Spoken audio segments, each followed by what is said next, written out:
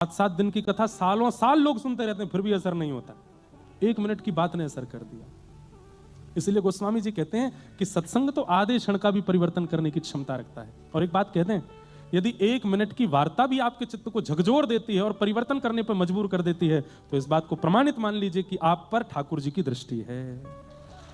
और लगे हुए हैं, पैर घिस लिए महाराज, जगह जगह पहुंच रहे हैं, सब कथा सुन रहे हैं, पर कोई असर नहीं।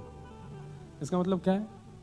केवल आ रहे हो, ठाकुर जी चाहते ही नहीं कि तुम बदलो। पुलस्त ऋषि के खानदान में जन्मा है रावण, एक सदकुल में जन्मे, एक ब्राह्मण कुल में जन्मे, अनुष्ठान भी उनके यहां होते थे, संस्कृत का भी ज्ञाता था, सब कुछ जानता था, शिव आराधना करता था, पर ठाकुर जी चाहते ही नहीं थे कि ये राक्षसत्व से निकले, बदला ही नहीं। लेकिन घनघोर राक्षस परिवार में जन्म लिया प्रहलाद जी ने। सब राक्षस हैं लेकिन फिर भी भक्त बने प्रहलाद। क्यों? ठाकुर जी चाहते। और बस भैया, ये पूरी क्रिया किस लिए है कि ठाकुर जी बस चाह जाएं कि यहाँ पे मोह कृपा करनी है, फिर पूरी दुनिया आपके आड़े खड़ी हो जाए, आप पर कृपा होने से कोई रोक नहीं सकता। बस उनको राजी करने के लिए कथा है। आप कथा सुन के पुण्य नहीं कमा रहे हो, आप कथा सुन करके सत्कर्म नहीं कर रहे हो, आप कथा सुन के अपना ऐसा निर्माण कर रहे हो कि उनको आप भा जाओ। बस कथा सुन के वो विचार, वो व्यवहार, वो मनस्थिति बनानी है, उनको आप भा जाओ।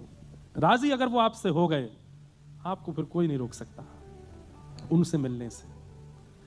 लेकिन कई लोग धर्म, आध्यात्म, कथा और इन सबको पुण्य की भावना से ले लेते हैं कि हमको पुण्य हो जाएगा, हमारे पास में जीवन में इतने सत्कर्म हो जाएंगे, ये हो जाएगा, नाम हो जाएगा, हमने कथा सुनी थी, हमने कथा कराई थी, हमने ऐसे, हम तिलक लगाते हैं, सबको पता चल जाएगा हम भक्त हैं, हम वैष्णव हैं, हमारे कथा में जाते हैं, सबको पता लग जाएगा कि हमसे बड़ा भक्त कोई नहीं है। इन सब चीज़ों के लिए कर रहे हो तो इसका कोई लाभ नहीं मिलने वाला। लिख लीजिए आपका उद्देश्य क्या है। यहाँ बैठे हर व्यक्ति लिख लीजिए, उद्देश्य केवल एक है कि वो मुझसे राजी हो जाएं, बस वो रीझ जाएं मुझसे।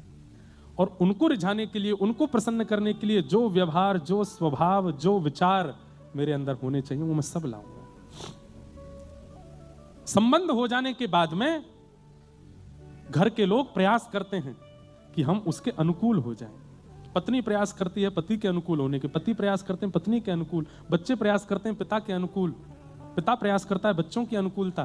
कितने लोग तो अपने शहरों को छोड़ के मुंबई किस लिए आए? बच्चों के लिए।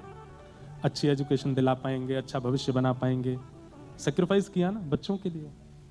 कितने लोग अपने घर गांव छोड़ करके मुंबई आ गए पत्नियों के लिए, उसको नहीं रहना था गांव में, उसको शहर चाहिए, शहर आ गए।